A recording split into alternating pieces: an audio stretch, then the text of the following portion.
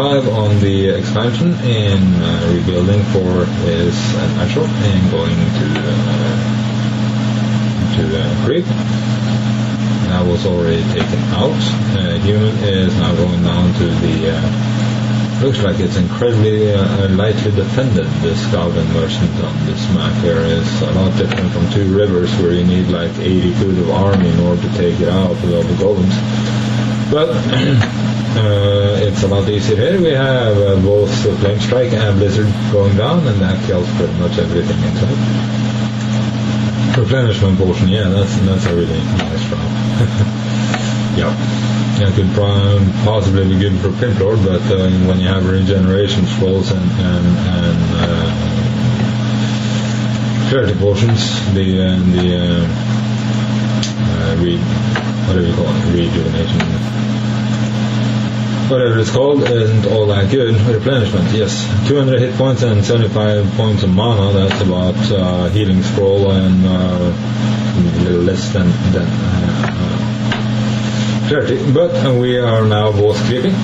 The Pimplord, being single, is going up to level 4, or he is at level 4 at this point.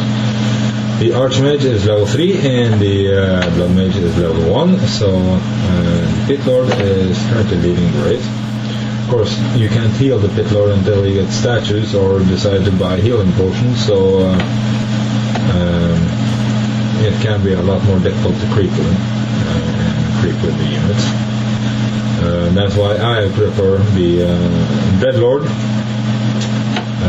with Vampiric Aura, because he can actually heal himself, even though it's not as fast as a healing salve. At least you can keep on creeping and just mic them out, and then mic them back in once they target something else, and he will heal himself. Ghouls, of course, heal on Blight and with cannibalism. By cannibalize, yes. Fiends can burrow. I never upgrade that. I only use Fiends for anti-air, so my ghouls can eat them, but anyway, to each their own.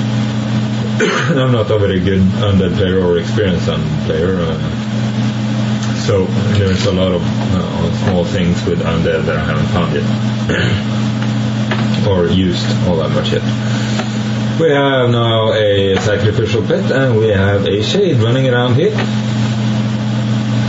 How much does a shade cost? 75 for the acolyte, and I'm not sure how much it is for the sacrificial pit, but for mobile, invisible scouting, I think it's well worth the money, even if you just get one. As you can see, Pimplord uses it, or benefits from it vastly in this game. Here we have 2 graveyards going up at the natural. Anyone who has ever seen the Necrowagon knows that that's, one of the openings. You get your meat wagons over there, get some serious hiccups. And also, if your expansion is under attack, like here, you can use the graveyards that he had. He could have used them for getting past defense. He will get them back later. But here we are in a really bad fight for Pimplord, because the front line is magic immune, so you can just Blizzard and Flame Strike right on top of them and kill ghouls left, right, and center, as we all know. Another combination is the Blizzard and Mountain King Clap, which was very popular in Reign of Chaos versus Mass Ghouls. Obviously, you didn't have the Bloodmage at that time, but slowed ghouls with Blizzard falling on them is incredibly deadly. And that was during the high time of the dual Aura Ghouls thing, so that was a very good human counter too. We had a little testing here. The human went to see what was going on, just test the water, tease a bit. And by that time we probably saw the Temple of the Damned. So we now we're facing the Necrowagon, and the human is probably laughing in his beard right now because he has priests, or he will get priests. And they're now adepts. They have unlimited mana, so they can spam Dispel all they want with the Archmage, which is currently level 3. We now have a level 1 Deathknight. I spoke a little bit with Daboi before I did this game, and he said he gave me the hero numbers like Pitlord, Deathknight, and Dark Ranger, because Coil is very good for the Pimplord, since he's undead, so you can heal him. You can also heal the Dark Ranger with Death Coil. And since Pimplord doesn't seem to want to use his tomb or relics except for getting some wands of necromancy, which he did earlier, it's good to have Coil. Healing potions do 150, or give you 150 health, and they're expensive, while Coil is 2, 4, or 600 hit points healing, and it's just on mana, which you get back by statues, and you can also get a mana potion for 200 and get a lot of coils instead of just spending 150 on a healing potion. That gets a lot less, but that's just something I was thinking about as I was talking. So here he goes in with the Deathknight first, gathering a bit of creeps. Howl goes off, and it's currently level 2. He's only level 4, so I could have thought of that without actually checking that.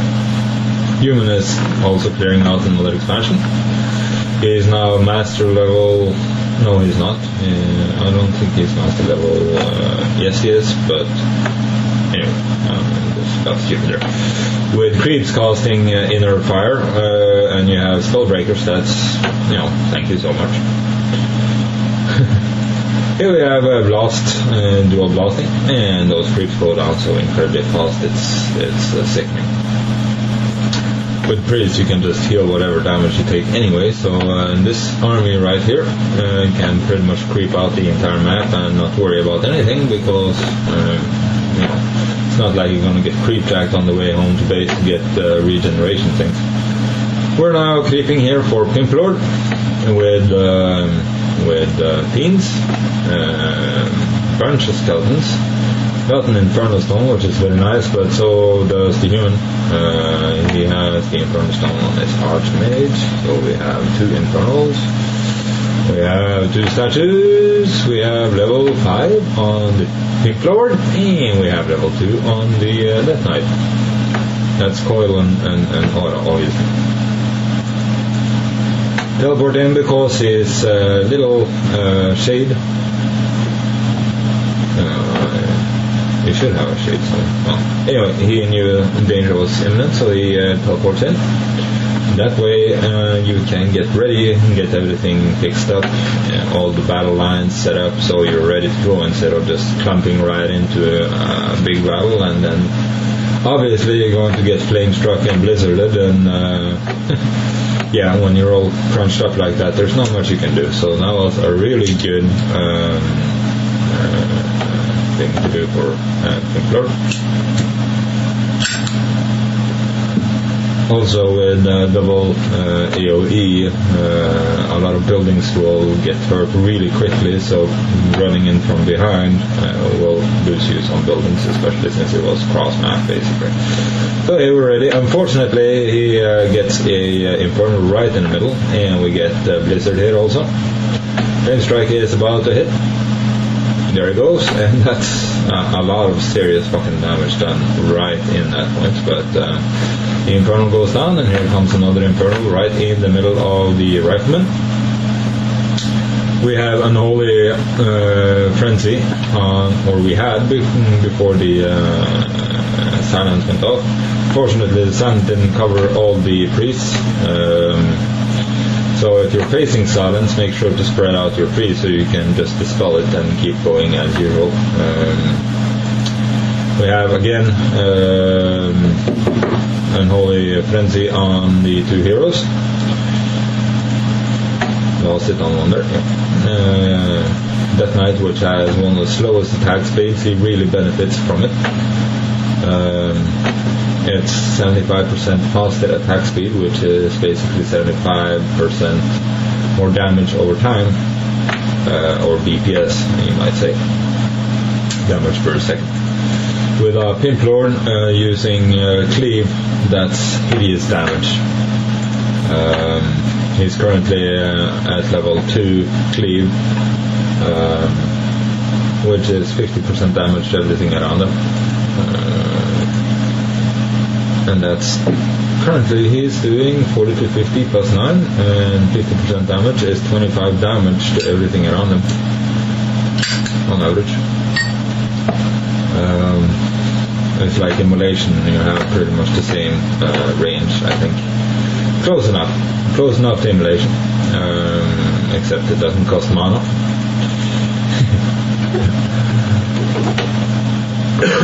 And I'm not sure if this was planned by getting up all the skeletons there, or if he just forgot to turn off the raised dead. But with the statue replenishing mana, it doesn't really matter because you can just keep it on. It's just a matter of wasting corpses, which I don't think it really matters because he's got meat wagons with exhumed corpses. He's getting more meat wagons here, and with the flame strike and blizzard going off every 2 seconds, there's plenty of corpses to raise, and we're just waiting.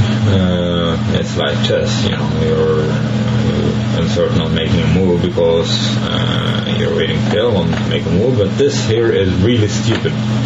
Sending in skeletons without support when the opponent has not only a big army but priests. As you can see, the Archmage did go up a level from a skeleton there. That's not something you want to do. And also sending in a bunch of skeletons, if you raise them and then just send them in en masse with priests on the line, is very bad unless you use the silence first, which basically means you can do a full attack. But what can I say? I'm just commentating, I'm not the one playing, and